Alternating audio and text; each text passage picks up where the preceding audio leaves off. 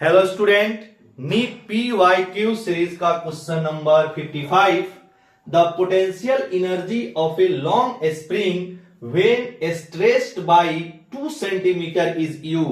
Full stop. If the spring is stressed by 8 centimetre, comma potential energy store in it will be. और यहां पर 4 option दिए गए हैं और ये जो क्वेश्चन है वो नीट 2023 में आया हुआ क्वेश्चन है। बहुत ही सिंपल क्वेश्चन है, स्प्रिंग से लिया गया क्वेश्चन है। तो आइए इसको हम लोग एक्सप्लेन करके समझते हैं इसका राइट आंसर क्या होगा। क्लियर। किसी भी स्प्रिंग के अंदर जो पोटेंशियल एनर्जी स्टोर होती है उसके लिए फॉर्मूला होता है potential energy store in a spring is equal to 1/2 kx²। और यहां पर k जो है उसे स्प्रिंग कांस्टेंट बोलते हैं और x जो होता है वो स्प्रिंग की इलोंगेशन या कंप्रेशन होता है। क्लियर। तो आइए अब क्या क्या गिवन है क्वेश्चन में और क्या निकालना है इसके लिए हम लोग पढ़ते हैं। बोल रहा है कि अगर स्प्रिंग को स्ट्रेच किया जाए 2 सेंटीमीटर से तो इसमें पोटेंशियल एनर्जी U होता है, और अगर इसी स्प्रिंग को हम लोग 8 सेंटीमीटर से स्ट्रेच कर दे तो इसकी पोटेंशियल एनर्जी कितनी हो जाएगी। क्लियर। तो ये 2 केस है। तो पहला हम लोग ले लेते हैं, अगर इसको x1 से स्ट्रेच कर दे, x1 is equal to 2 centimetre, तो u1 is equal to u हो जा रहा है, क्वेश्चन में दिया हुआ है।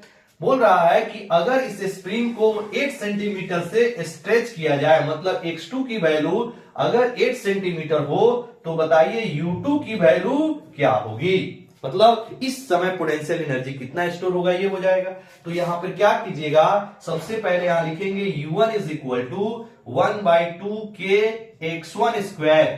क्लियर। और u2 इज इक्वल टू हो जाएगा 1/2 kx², क्योंकि वही स्प्रिंग है, स्प्रिंग आपका सेम है, इसीलिए स्प्रिंग कांस्टेंट की जो वैल्यू होगी वह चेंज नहीं हुआ। अगर दूसरा स्प्रिंग इसकी जगह पे आता तब उसकी स्प्रिंग कांस्टेंट अलग होगी, लेकिन सेम स्प्रिंग को एक बार 2 सेंटीमीटर तक स्ट्रेच किया जा रहा है और उसी स्प्रिंग को एक बार 8 सेंटीमीटर तक स्ट्रेच किया जा रहा है, मतलब स्प्रिंग कांस्टेंट सेम रहेगा क्योंकि स्प्रिंग सेम है।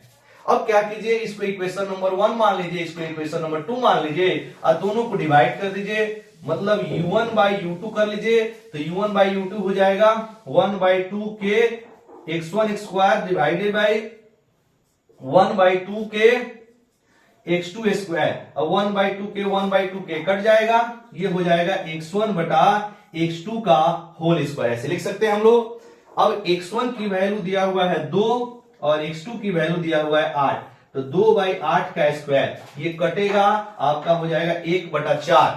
तो ये हो गई u1/u2 इज इक्वल टू 1/4 का स्क्वायर हो जाएगा 1/16। क्रॉस मल्टीप्लाई कर लेते हैं तो यहां से हो जाएगा आपका u2 is equal to 16u1, और u1 की वैल्यू कितना है, u के इक्वल है। इट मीन्स u2 कितना हो जाएगा, 16u के बराबर। इसका राइट आंसर हो जाएगा आंसर नंबर 4।